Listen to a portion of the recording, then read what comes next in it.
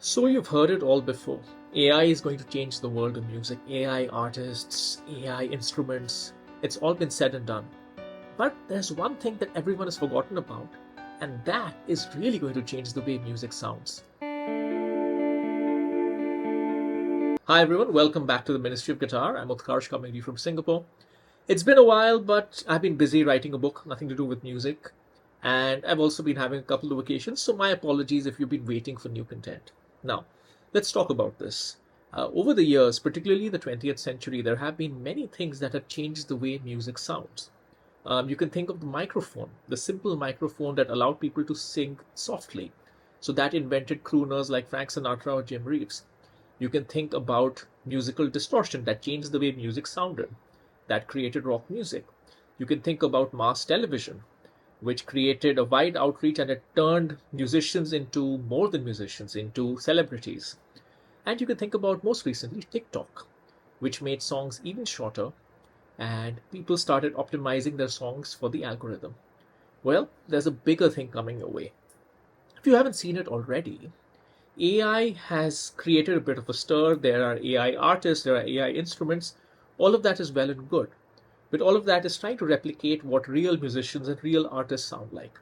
There is something perhaps a little bit more insidious about AI that's coming our way. Let me give you an example. Where I live in Singapore, can you guess what is the top use of AI? The top use of AI over here is not to solve math problems or to search for something, it is to optimize your holiday.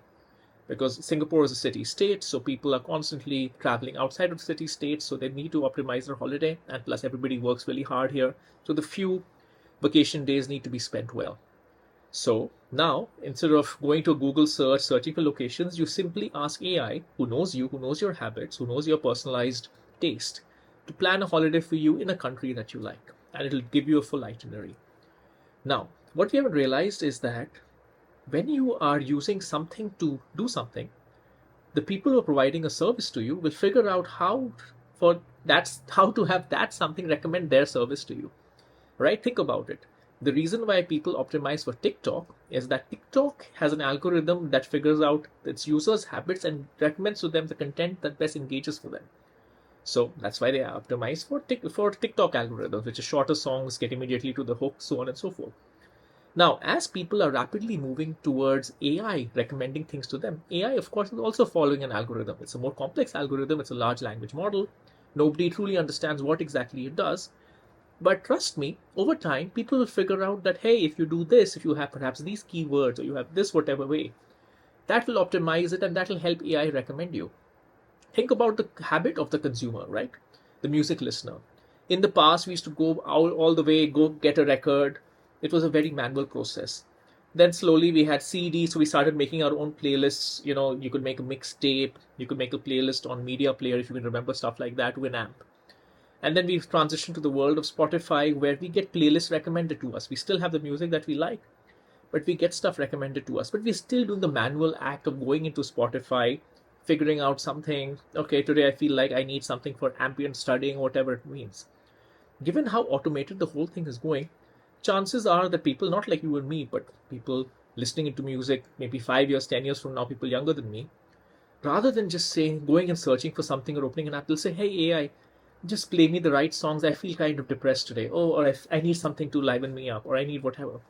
And then AI will recommend to them what will, according to their algorithm, recommend best, would suit the brief best.